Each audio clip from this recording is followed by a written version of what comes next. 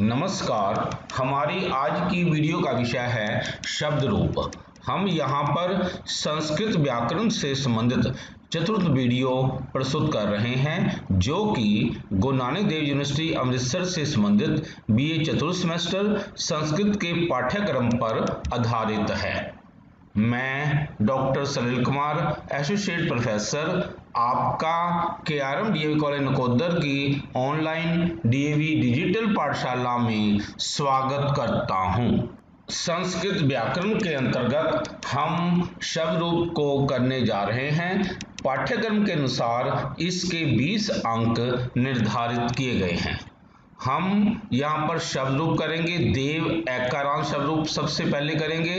तत्पश्चात हम कर्ता, कर्म, करण, संप्रदान, अपादान, संबंध, अधिकरण और संबोधन को करेंगे। तत्पश्चात कारक एवं उसके भेदों को करेंगे। इनको करने का एक तात्पर्य ये है क्योंकि पाठ्यक्रम में संस्कृत अनुवाद भी लगा हुआ है, तो उसके लिए थोड़ी सी बच्चों की तैयारी हो जाए, इसलिए हम करने जा रहे हैं। यानी थोड़ा सा हम इसको समझाएंगे। तत्पश्चात हम पाठ्यक्रम में निर्धारित जो शब्द रूप हैं देव, मुनि, गुरु, विद्वस, पुंस, सुहत, महत और भवत को करेंगे। तो अब हम सबसे पहले आते हैं देव शब्द की। यहाँ पर 8 विभक्तियों को हम पहले करेंगे। देवै देवौ देवा। देवै देवौ देवा ये कर्ता है, मतलब पहली विभक्ति में आता है कर्ता। देवै मीन एक देव, देवौ दो देव, देवा मीन बहुत देव या सब देव। द्वितीय विभक्ति देवम देवौ देवान। देवम देवौ देवान ये कर्म इसको कहते हैं। दूसरी विभक्ति देवम मतलब देव को, देवौ दो देवों को, देवान बहुत देवों को या सब देवों को।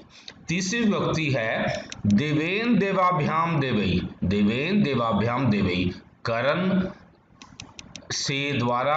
देवेन मीन देव से या देव के द्वारा। देवाभ्याम दो देवों से या दो देवों के द्वारा। देवई सब देवों से अथवा सब देवों के द्वारा।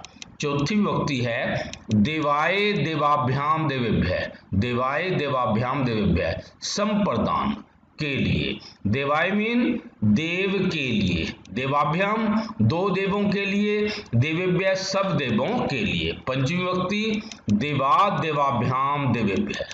देवाद देवाभ्याम देवेभ्य अपादान से जुदाई के अर्थ में इसका प्रयोग होता है।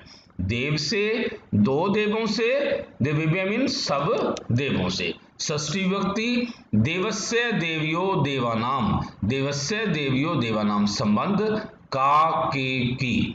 देवस्य मीन देव का, देव्यो दो देवों का, देवानाम सब देवों का। सातवीं विभक्ति देवे देव्यो देवेशु। देवे देव्यो देवेशु। देवे मीन देव में, देव्यो दो देवों में, देवेशु सब देवों में। इसको अधिकरण में पर।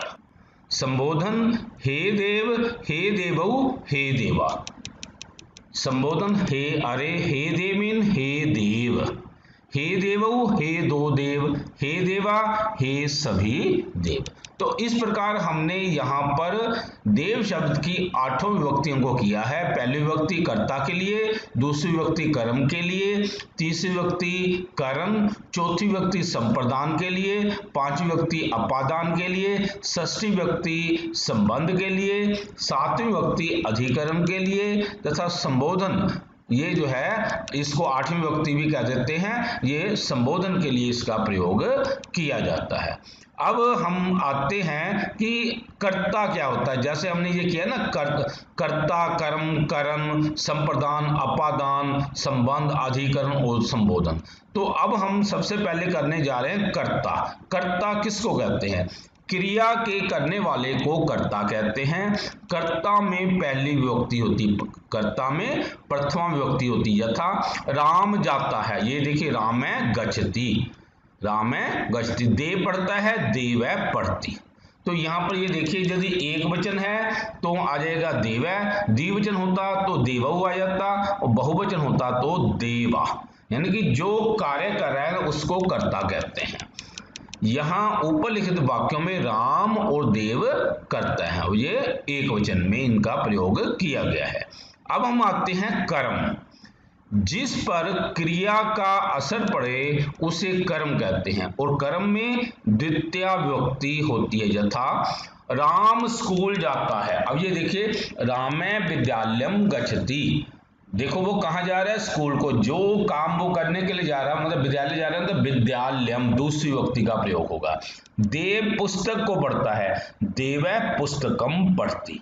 यहाँ पर पुस्तक में दूसरी विभक्ति का प्रयोग किया गया है। और जो काम कर रहे हैं, राम जाता है, रामै गच्छति ये करता है। ऐसे यहाँ पर देव ये करता है। यहाँ पर विद्यालय और पुस्तक जो है ये कर्म है। यहाँ पर जाना और पढ़ना क्रिया का क्रमशः स्कूल और पुस्तक पर प्रभाव पड़ता है, इसलिए ऊपर लिखित वाक्यों में स्कूल और पुस्तक कर्म है। आगे आते हैं हम करण। करण कर्ता के साधन को करण कहते हैं। कर्ता किसी कार्य करने के लिए कोई अपना साधन अपना रहा है, किसी की हेल्प ले रहा है, तो वहां पर करण होता है। अर्थात जिसकी सहायता से कार्य निष्पन्न होता है या जो कार्य की निष्पत्ति में सहायक होता है उसे करण कहते हैं।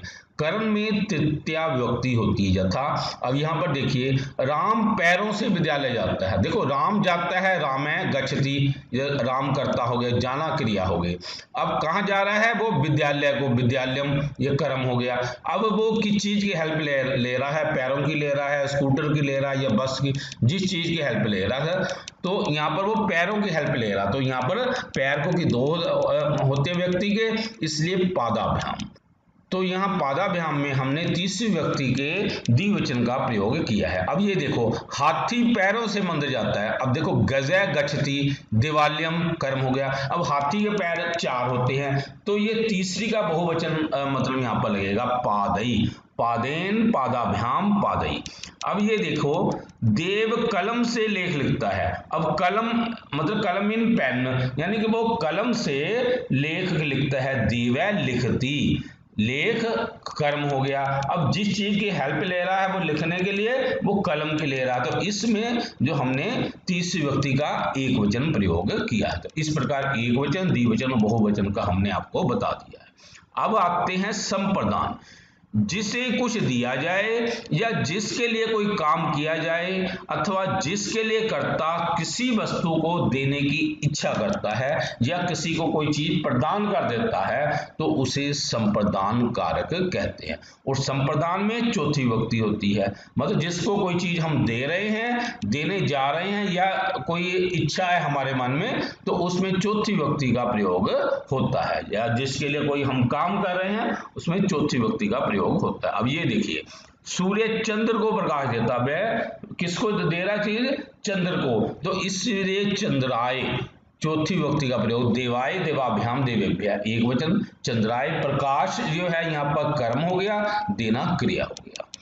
राजा अनुशासन के लिए जुर्माना करता है, निर्भय अनुशासनाय। यहाँ पर अनुशासन जो है संप्रदान आ गया कि के लिए काम कर रहा है, तो निर्भय अनुशासनाय दंड यति। तत्पश्चात अब हम आते हैं अपादान। जिससे पृथकता अलग होना पाया जाए, मतलब जो चीज जहां से अलग हो जाए, अर्थात जब किसी एक वस्तु का किसी अन्य वस्तु से वियोग पाया जाए, मतलब एक वस्तु से कोई अन्य वस्तु जो है वो अलग हो रही है, तो जिस वस्तु या जिस स्थान में वियोग होता है उसे अपादान कारक कहते हैं। अपादान में पांचवी विभक्ति होती है। अब ये देखिए, राम घर से स्कूल जाता है। देखो वह राम विद्यालय मतलब स्कूल को वो जा रहा है, लेकिन वो कहां से जा रहा है, घर से, तो घर से यहाँ पर गृहात आ जाएगा। राम में गृहात विद्यालयम गच्छति। आगे है, वृक्षों से बंदर कूदते हैं। अब बंदर जो है कहां से अलग हो रहे हैं, वृक्षों से। अब वृक्ष ज्यादा हैं, इसलिए पांचवी का बहुवचन। देवा, देवाभ्याम, देवेभ्य, वृक्षात, वृक्षाभ्याम, वृक्षेभ्य, इसलिए पांचवी का बहुवचन लगा है। आगे है, भिखारी गांव से गांव जाता है।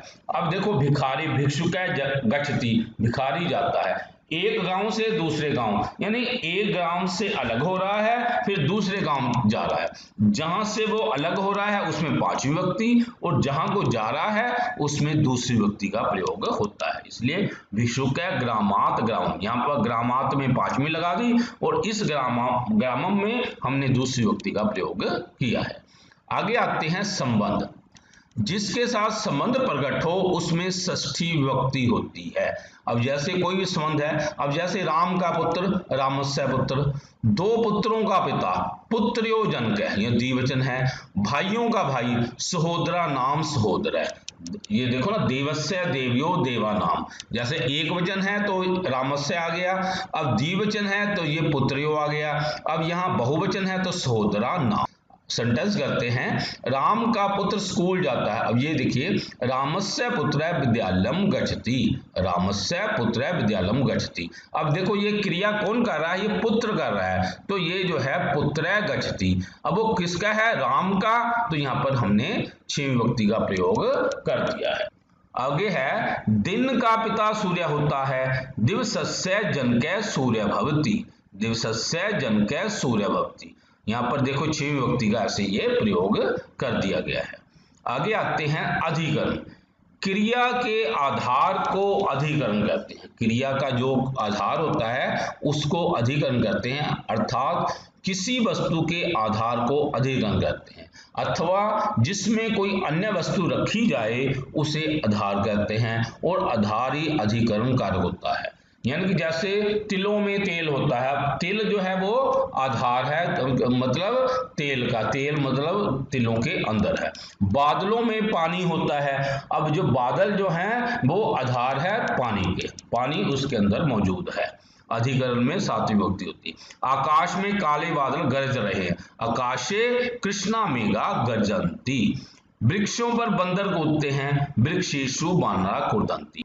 यहाँ वृक्षेषु में हमने सातवीं विभक्ति का प्रयोग किया है, यहाँ सातवीं विभक्ति का बहुवचन का प्रयोग हुआ है। अब यहाँ आकाश में हमने जो है सातवीं विभक्ति का एक वचन का प्रयोग किया है। अब आते हैं संबोधन। जिसे पुकारा जाए उसे संबोधन कहते हैं, और संबोधन में प्रथम विभक्ति में, यानी इसको प्रथम विभक्ति भी हम कह देते हैं। हे राम तुम कहाँ रहते हो, हे राम तुम कुत्र वसी। अब देखो हे राम मतलब तुम कहाँ रहते हो, तो यहाँ पर क्रिया जो है तुम के हिसाब से ऐसे चलेगी, तुम कुत्र वससी। हे पुत्र त्वम किमर्थम न पढ़सी, अरे पुत्र तू पढ़ता क्यों नहीं, हे त्वम किमर्थम न पढ़सी। यहाँ पर भी ये देखो जो है त्वम के हिसाब से हमने ये क्रिया लगाई है, तो क्रिया ऐसे ये लगानी है। आगे है, हमने यहाँ पर एक से लेकर प्रथम विभक्ति से लेकर आठवीं विभक्ति तक का ये हमने आपको ये बता दिया है। अब ये समझेंगे कारक क्या होते हैं। वाक्यों में संज्ञा और क्रिया, इन दोनों प्रकार के शब्दों की प्रधानता होती है। वाक्य में संज्ञा होता है और क्रिया, मतलब जो कोई कार्य को कर रहा है, मतलब जिसकी हेल्प से कोई कार्य कर रहा है वो उसको हम संज्ञा कहते हैं, और क्रिया होता है जो कोई क्रिया हो रही है, तो इनमें इनकी ही प्रधानता होती है। इन दोनों का संबंध होने पर भी वाक्यार्थ संगत होता है, मतलब पूरा वाक्य का कोई अर्थ बनता है। यदि वाक्य में इन दोनों का कोई संबंध ना हो तो वाक्य प्रतिपादित क्रिया की निष्पत्ति नहीं हो सकती, अर्थात वो वाक्य नहीं कहलाता, क्योंकि क्रिया की निष्पत्ति क्रिया के साथ किसी कारक के संबंध के बगैर नहीं हो सकती। यानी कि कोई क्रिया की निष्पत्ति, कोई भी क्रिया है वो क्रिया के साथ किसी कारक के संबंध के बगैर नहीं हो सकती। अब ये समझेंगे, यदि वाक्य में क्रिया शब्द के साथ जिस शब्द का साक्षात संबंध है वही कारक होता है, यानी कि जो क्रिया के साथ कोई ना कोई संबंध अवश्य होना चाहिए, किसका, कारक का।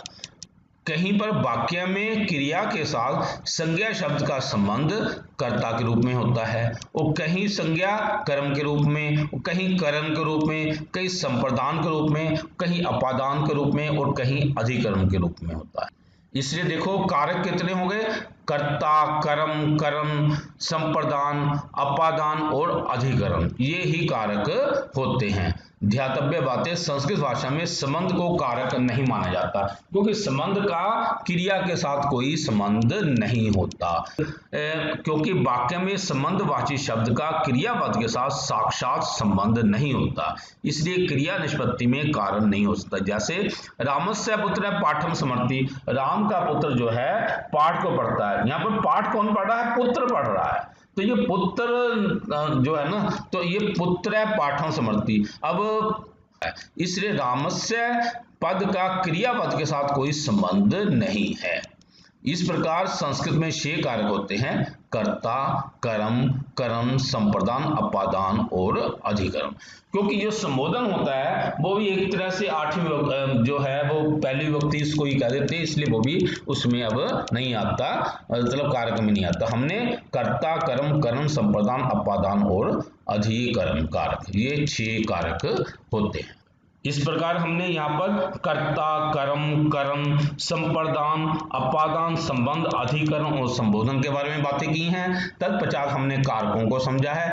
अब हम आते हैं पाठ्यक्रम में निर्धारित शब्द रूपों पर, क्योंकि ये करने भी आवश्यक थे, नहीं तो हम इनको समझे बगैर ही वो करते तो मन में ये रहता कि ये हम शब्द रूप क्यों पढ़ रहे हैं, इसका लाभ क्या है, फिर मन में ये बातें आती। यानी कि ये जो हमने जो बातें आपको बताई हैं ये अनुवाद के लिए आवश्यक हैं, उनके लिए शब्द रूप भी अनिवार्य हैं। तो अब हम आते हैं देव शब्द। वैसे हमने पढ़ लिया है, अब देखो हमने पेपर में कैसे लिखना है, सिर्फ इतना लिखना है। देव एकारांत पुल्लिंग शब्द है ये, देखो देव, इसमें ना देव ए लगा हुआ है, इसलिए एकारांत ये पुल्लिंग शब्द हुआ। अब ये देखो पहली विभक्ति में देवै देवौ देवा, देवम देवौ देवान, ये दूसरी विभक्ति में। तीसरी विभक्ति में देवेन देवाभ्याम देवई, चौथी विभक्ति में देवाय देवाभ्याम देवेभ्य, पांचवी में देवा देवाभ्याम देवेभ्य, षष्ठी में देवस्य देव्यो देवानाम, सातवीं में देवे देव्यो देवेशु, आठवीं में आठवीं में या संबोधन में हे देव हे देवो हे देवा। तो जो है एक वचन को पहले इधर को आप देख लो, देवै देवम देवेन देवाय देवाद देवस्य देवे हे देव। अब जहां तक द्विवचन है जो बड़ा आसान होता है, ये देखिए देवौ देवौ देवाभ्याम देवाभ्याम देवाभ्याम देव्यो देव्यो और हे देवौ। अब आ जाओ बहुवचन पर निगाह डाल लो, देवा देवान देवई, फिर देवेभ्य देवेभ्य देवानाम देवेशु हे देवा। तो इस प्रकार हमने ये इसको कर लेना है। तत्पश्चात अब हम आते हैं मुनि शब्द पर। अब मुनि शब्द जो है ये देखो, इसका ये मुनि ई की मात्रा है, मुनि का अर्थ होता है साधु। तो अब इकारांत शब्द है मुनि, मुनि मुनिय, मुनि मुनि मुनिय, मुनीम मुनि मुनीन, मुनीम मुनि मुनीन। तीसरी विभक्ति में मुनीना मुनिभ्याम मुनिभि, चौथी में मुनिये मुनिभ्याम मुनिभ्य, पांचवी में मुने मुनिभ्याम मुनिभ्य, छठवीं में मुने मुनियो मुनि नाम, सातवीं में मुनो मुनियो मुनीषु, हे मुने हे मुनौ हे मुने। तो इस प्रकार हमने ये जो किया है। अब एक बार और इसको समझ लो, ये देखिए अब एक वचन में ये समझो, मुनि मुनीम मुनीना मुनिये, यहाँ पर देखो पांचवी छवी में ये सेम बनता है मुने मुने, और सातवें मुनौ, तथा संबोधन में हे मुने, संबोधन में हे मुने। मतलब कई बच्चे हे मुनि भी लिख देते हैं, वो गलत नहीं माना जाएगा, लेकिन हम किसी को मतलब संबोधन के लिए हे मुनि नहीं कहते, हे मुने ऐसे मतलब, तो इसलिए मतलब वो आ जाता है। आगे है ये देखो द्विवचन में मुनि मुनि मुनिभ्याम मुनिभ्याम मुनिभ्याम, फिर मुनियो, यहाँ पर नया ये आधा आ जाएगा, मुनियो मुनियो हे मुनो। आगे आ जाओ बहुवचन में मुनिय मुनीन मुनिभि मुनिभ्य मुनिभ्य मुनि नाम मुनीषु हे मुनि। तो इस प्रकार हमने ये जो है मुनि शब्द इकारांत को किया है। तत्पश्चात अब हम आते हैं गुरु, जिसका अर्थ होता है शिक्षक। ये यहाँ पर ये देखिए ऊ की मात्रा है गुरु, ये उकारांत पुल्लिंग शब्द है, उकारांत जैसा। अब ये देखो गुरु गुरु गुरुवह, गुरु गुरु गुरुवह, दूसरी विभक्ति में गुरुम गुरु गुरुन, गुरुना गुरुभ्याम गुरुभि, चौथी में गुरुवे गुरुभ्याम गुरुभ्य, पांचवी में गुरो गुरुभ्याम गुरुभ्य, छठवीं में गुरो गुरुवो गुरु नाम, सातवीं में गुरौ गुरुवो गुरुषु, संबोधन में हे गुरु हे गुरुवे। तो अब एक बार निगाह डाल लो, ये देखो एक वचन में देखो गुरु, फिर यहाँ पर गुरुम, एक ये हम तीसरी में गुरुना, चौथी में गुरबे, पांचवी में गुरो, छठवीं में भी गुरो। और यहाँ पर ये देखो मात्राएं दो आ जाएंगी, गुरु। संबोधन में हे गुरु, यहाँ पर ये ध्यान में रखना कि हमने हे ये ना गुरु नहीं लिख देना ये वाला, तो हमने यहाँ पर हे गुरु ऐसे लिख देना है। तत्पश्चात अब हम आते हैं द्विवचन। यहाँ पर ये तो आसान ही होता है द्विवचन, गुरु गुरु गुरुभ्याम। यहाँ पर देखो ये बड़ियों की मात्रा है, यहाँ छोटे की मात्रा आ जाएगी, गुरुभ्याम गुरुभ्याम गुरुभ्याम। यहाँ पर गुरवो, मतलब यहाँ पर ध्यान में रखना गुरवो गुरवो और हे गुरु। अब आ जाओ इसके बहुवचन पर, गुरवै गुरून गुरुभी गुरुभ्य गुरुभ्य गुरुनाम गुरुषु और हे गुरवै। तो इस प्रकार हमने यहाँ पर गुरु शब्द की ये देखो जो है हमने 8 विभक्तियों को कर लिया है। तत्पश्चात अब हम आते हैं महत शब्द पर। महत का अर्थ होता है बड़ा। अब ये हलंत शब्द है, ये तैकारांत शब्द है, इसको देखो ना, महत तैकारांत हलंत पुल्लिंग शब्द। अब ये देखिए, महान महंतो महंत है, महान महंतो महंत है, महानतम महंतो महत है, महानतम महंतो महत है। तीसरी में महता महतभ्याम महतभी, महता महतभ्याम महतभी। चौथी में महते महतभ्याम महतभ्य, महते महतभ्याम महतभ्य। पांचवी में महते महतभ्याम महतभ्य। छठवीं में महते महतो महताम, महते महतो महताम। सातवीं में महती महतो महत्सु, महती महतो महत्सु। संबोधन में हे महन हे महंतो हे महंत। तो अब हम आते हैं एक बार इसका एक वचन देखेंगे। यहाँ पर देखो महान, एक वचन में जो दूसरी व्यक्ति महानतम, यहाँ नया ना इसको आधा कर दो और तम, महानतम। तीसरे में महता, यहाँ पर महते। पांचवी में महत्य, ऐसे विसर्ग डाल देनी। छठवीं में फिर ऐसे ही महत्य। सातवीं में महती। संबोधन में हे महान, मतलब यहाँ पर हे महान नहीं लिख देना, हे महन। अब आ जाओ इसके द्विवचन पर, महांतो महांतो, महतभ्याम महतभ्याम महतभ्याम। यहाँ पर देखो महतो महतो हे महांतो। अब आ जाओ इसके बहुवचन पर, महांतः, महत है दूसरी में, तीसरी में महदभी, चौथी में महदभय, पांचवी में भी महदभय, छठवीं में महताम। यानी वाक्यों में होता है ना देवा नाम वगैरह, इसका ये ध्यान में रखना महताम। अब ये सातवीं में महसु, वहां पर था ना देव में देवेशु, यहाँ पर ये वो नहीं चलेगा, महतसु। संबोधन में हे महांत। तत्पश्चात अब हम आते हैं पुंस शब्द है, इसका अर्थ होता है पुरुष। अब ये जो है सह, ये भी हलंत शब्द है, ये सैकारांत शब्द है। हलंत जो ये पीछे सह दिया ना, जैसे वो था महान महत का था वो तैकारांत था, ये सैकारांत शब्द। अब यहाँ पर ये देखो पुमान, पुमांसो पुमांस है, पुमान पुमांसो पुमांस है, पुमांसम पुमांसो पुंस है, पुमांसम पुमांसो पुंस है। तीसरी में पुंसा पुंगभ्याम पुंग भी, पुंसा पुंगभ्याम पुंग भी। चौथी में पुंसे, ये देखो चौथी में पुंसे और ये देखो फिर पुंगभ्याम और ये पुंगभ्य। पांचवी में पुंसे पुंगभ्याम पुंगभ्य, पुंसे पुंगभ्याम पुंगभ्य। छठवीं में पुंसे फिर है पुंसो पुंसाम। सातवीं में पुंसी पुंसो पुंसु। अब संबोधन में हे पुमन हे पुमांसो हे पुमांसे। यहाँ पर ये देखो एक बार और समझो, एक वचन में पुमान, पुमांसम, पुंसा, पुंसे, पुंसे, पुंसे, पुंसी, हे पुमन, ऐसे ही आएगा। अब आ जाओ हम इसके द्विवचन पर, पुमांसो पुमांसो पुंगभ्याम पुंगभ्याम पुंगभ्याम।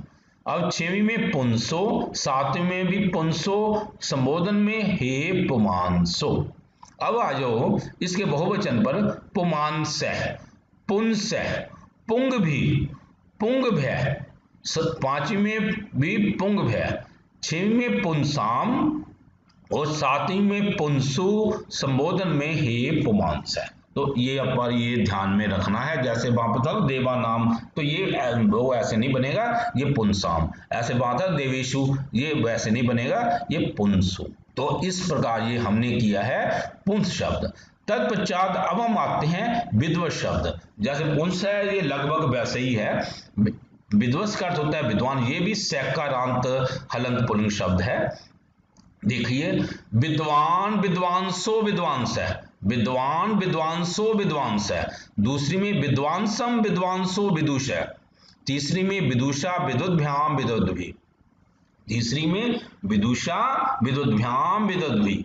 चौथी में विदुषे विदुद्भ्याम विदुद्भ्य। पांचवी में विदुषय विदुद्भ्याम विदुद्भ्य। विदुषय विदुद्भ्याम विदुद्भ्य। छठवीं में विदुषय विदुषो विदुषाम। विदुषय विदुषो विदुषाम। सातवीं में विदुषी विदुषो विद्वत्सु विद्वत्सु। फिर संबोधन में हे विद्वन हे विद्वांसो हे विद्वांस है। हे विद्वन हे विद्वांसो हे विद्वांस है।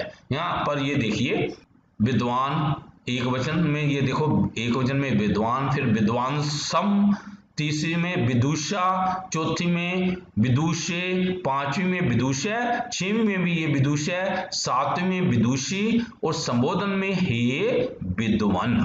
अब आ जाओ इसके द्विवचन पर विद्वांसो। विद्वांसो विदुद्भ्याम विदुद्भ्याम विदुद्भ्याम, ये तीसरी चौथी पांचवी में हो गया। अब आ जाओ छठवीं में विदुषो, सातवीं में भी विदुषो, संबोधन में हे विद्वांसो। अब आते हैं इसके बहुवचन पर विद्वांस। फिर इसकी दूसरी का बहुवचन में विदुष है, विदुद्भि विदुद्भ्य विदुद्भ्य। छठवीं में विदुषाम, सातवीं में विद्वत्सु, फिर संबोधन में हे विद्वांस है। जैसे हमने ये इससे पहले ना पुंस शब्द किया था, उसी प्रकार के ये दोनों ये शब्दों है। अब हम आते हैं भवत शब्द। ये हलंत तैकारांत शब्द है। हलंत तैकारांत, जैसे हमने महान शब्द किया था ना, लगभग वैसे ही है। ये देखो वहां पर था ना महान महानतो महानता है, यहाँ पर है भवन भवंतो भवंत है।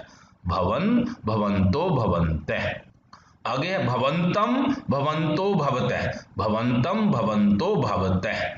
तीसरी में भवता भवद्भ्याम भवद्भि। चौथी में भवते भवद्भ्याम भवद्भ्य। चौथी में देखो भवते भवद्भ्याम भवद्भ्य। पांचवी में भवतः भवद्भ्याम भवद्भ्य। भवतः भवद्भ्याम भवद्भ्य। छठवीं में भवतः भवतो भवताम। भवतः भवतो भवताम। सातवीं में भवती भवतो भवस्सु। संबोधन में हे भवन हे भवंतो हे भवंत। हे भवन हे भवंतो हे भवंत। एक बार इसको हम देखेंगे भवत, ये देखो भवन एक वचन में भवन भवंतम भवता भवते भवतः। पांचवी में छठवीं में भी भवतः, सातवीं में भवती तथा संबोधन में हे भवन। अब आदो इसके द्विवचन पर भवंतो भवंतौ। तीसरी में भवद्भ्याम, चौथी में भी भवद्भ्याम, पांचवी में भी भवद्भ्याम, फिर छठवीं में भवतो, सातवीं में भवतो और आठवीं में भवंतौ। अब आ जाओ इसके बहुवचन पर भवंतः। इसके दूसरी व्यक्ति का बहुवचन भवतः। तीसरी का भवद्भि भवद्भ्य, चौथी में और पांचवी में भी ये भवद्भ्य तथा छठवीं में भवताम, सातवीं में भवत्सु तथा संबोधन में हे भवंतः। तो इस प्रकार हमने ये इसको ये किया है। अब हम आते हैं स्वद शब्द है दैकारांत, ये पुल्लिंग शब्द है दैकारांत पुल्लिंग शब्द। अब यहाँ पर देखो ये दै है ना, तो ये भी एक तरह से महान की तरह ये चलता है। सुहद या सुहद, ये दोनों में कोई एक, यहाँ तय डाल दो या दै डाल दो। सुहद आगे सुहदो सुहद है, यानी इसके बाद में हमने दाई डालना है। सुहद सुहदो सुहद है। दूसरी में सुहदम सुहदो सुहद है। यहाँ पर ये जो है ना, ये दोनों ये ऐसे ये सेम आएंगे। फिर आगे है सुहदा स्वद्भ्याम स्वद्भि। सुहदा स्वद्भ्याम स्वद्भि। चौथी में सुहदे स्वद्भ्याम स्वद्भ्य। पांचवी में सुहदय तथा स्वद्भ्याम स्वद्भ्य। छठवीं में सुहदय सुहदो सुहदाम। सुहदय सुहदो सुहदाम। साथ में सुहदी तथा यहाँ पर भी सुहदो और सुहदसु। हे सुहद या सुहद, हे सुहदो, हे सुहद। यहाँ पर एक बार और इसको देख लो एक वचन में, सुहत या सुहद, सुहदम, सुहदा, सुहदे, सुहदै, छीवी में भी सुहदै, साथ में सुहदी तथा संबोधन में हे सुहत या हे सुहद। आगे आ जाओ, यहाँ पर द्विवचन में सुहदो, सुहदो, सुहदभ्याम, सुहदभ्याम, सुहदभ्याम, यहाँ पर सुहदो, सुहदो, हे सुहदो। तथा इसके बहुवचन में ये देखो, सुहदै, यहाँ पर भी सुहदै, यहाँ पर सुहदभी, यहाँ पर सुहदभ्य, यहाँ पर भी सुहदभ्य, यहाँ पर सुहदाम, यहाँ पर देखो सुहदाम। तथा सातवीं में सुहसो, हम देव में करते हैं देवा नाम, पर यहाँ पर ऐसे नहीं चलेगा, सुहदाम, सातवीं सुहतसु। तथा संबोधन में हे सुहद। इति शुभम। तो इस प्रकार हमने यहाँ पुल्लिंग सभी शब्द रूपों को कर लिया है। इसके बाद में हम स्त्रीलिंग और नपुंसकलिंग शब्द रूपों को करेंगे तथा सर्वनाम शब्द रूपों को करेंगे। प्रिय साथियों, यदि आपको ये वीडियो पसंद आया हो तो कृपया लाइक, कमेंट और शेयर अवश्य करें। यदि आपका कोई सुझाव हो तो कृपया हमारे व्हाट्सएप नंबर 9417347739 पर सुझाव लिखिए। कृपया हमारे चैनल सलील कुमार राजपूत को सब्सक्राइब भी करें। धन्यवाद।